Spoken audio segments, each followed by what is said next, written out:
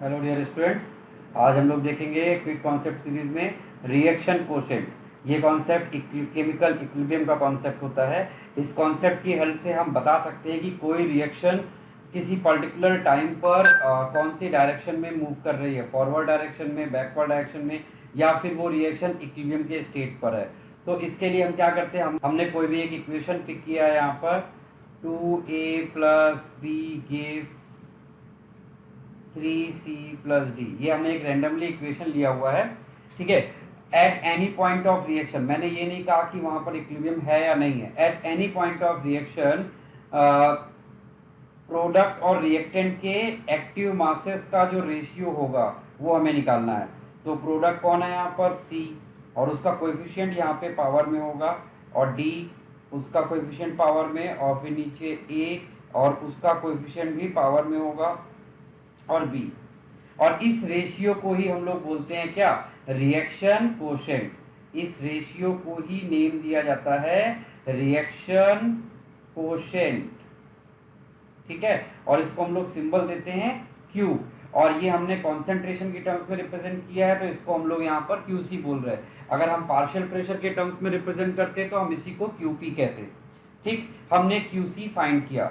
अब ये जो इक्वेशन हमने यहाँ पर ली है, इसकी कोई ना कोई एक स्टैंडर्ड इक्विलिब्रियम कांस्टेंट की भी वैल्यू होगी, उसको हम Kc बोलते हैं, ठीक है। अब इस QC को उस Kc से कंपेयर करेंगे तो जिस मोमेंट पर ये QC कैलकुलेट किया गया है, उस मोमेंट के बारे में हम बता सकते हैं कि उस वक्त रिएक्शन फॉरवर्ड जा रही है या फिर बैकवर्ड जा रही है या फिर रिएक्शन इक्विलिब्रियम में है। तो उसके लिए हम क्या करेंगे, हम QC को Kc से कंपेयर करेंगे, ठीक है। तो case number 1, QC greater than Kc।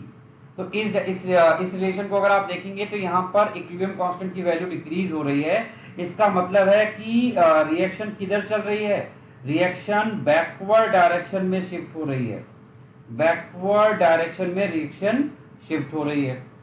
अच्छा, और अगर केस 2 हमने लिया, QC is less than Kc, तो इस केस में क्या हो रहा है, इस केस में देखो इक्विलिब्रियम कांस्टेंट की वैल्यू इंक्रीज कर रही है, तो यहाँ पर रिएक्शन किधर शिफ्ट होगी, फॉरवर्ड डायरेक्शन में, फॉरवर्ड डायरेक्शन में शिफ्ट होगी। और थर्ड केस होता है when QC equals to Kc, अगर हमने लिया है तो इस केस में क्या होगा, इस केस में यहाँ पर इक्विलिब्रियम की कंडीशन होगी। इस केस में यहाँ पर क्या होगा, इक्विलिब्रियम की कंडीशन होगी। क्लियर है भाई।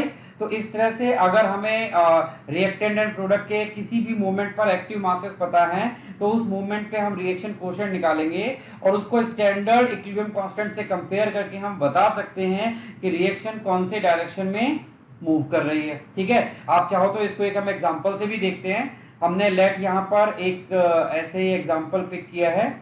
हमारे पास इक्वेशन है NOBr gives NO plus half Br2, all are in gaseous state, ठीक है। हमने सब कुछ गैसियस स्टेट में लिया है। इस रिएक्शन का स्टैंडर्ड इक्विलिब्रियम कांस्टेंट कुछ दिया है 0.15 ATM एट 90 डिग्री सेल्सियस, ठीक है। और किसी मोमेंट पे हमें यहाँ पर इनके रिस्पेक्टिव पार्शियल प्रेशर सबके दिए हुए हैं। तो अगर हम यहाँ पर सबके पार्शियल प्रेशर पे ध्यान देंगे तो NOBr का पार्शियल प्रेशर हमें कितना दिया है, 0.5 ATM, ठीक है। NO का कितना दिया हुआ है, 0.4 ATM, और लास्ट में Br2 का कितना दिया है, दैट इज 2 ATM। तो यहाँ से हम क्या कर सकते हैं, यहाँ से हम पहले रिएक्शन कोशेंट निकालेंगे, ठीक है। जिस मोमेंट पे पार्शियल प्रेशर दिया उस मोमेंट पर हम लोग कॉन्सेंट्रेशन ऑफ प्रोडक्ट और रिएक्टेंट का रेशियो निकालते हैं, उसी को हम बोलते हैं कोशेंट। हम ये सब प्रेशर के टर्म्स में निकाल रहे हैं इसलिए हमने इसको लिखा है QP। तो यहाँ पर QP क्या हो जाएगा, partial pressure of NO into partial pressure of Br2, और उसका कोएफिशिएंट जो है वो पावर में जाएगा, and partial pressure of NOBr, ठीक है। तो इस तरह से हम यहाँ पर QP कैलकुलेट करेंगे। तो अब जरा यहाँ पे QP की वैल्यूज रखिए। तो NO आपके पास कितना है, 0.4, और आपके पास Br2 कितना है 2 और 2 की पावर 1/2 डिवाइड बाई, और NOBr हमारे पास कितना है 0.5। ठीक है, तो आप जरा इसको यहाँ से सॉल्व करिए और QP निकालिए। तो जब आप यहाँ से सॉल्व करके QP कैलकुलेट करोगे तो वो आता है 0.36। तो अब आप यहाँ पर इस QP को स्टैंडर्ड KP से कंपेयर करेंगे तो आपको दिखेगा कि QP is greater than KP मिला है हमें।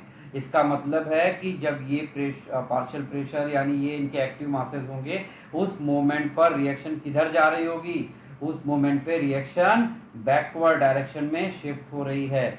उस मूवमेंट पे रिएक्शन बैकवर्ड डायरेक्शन पे शिफ्ट हो रही है।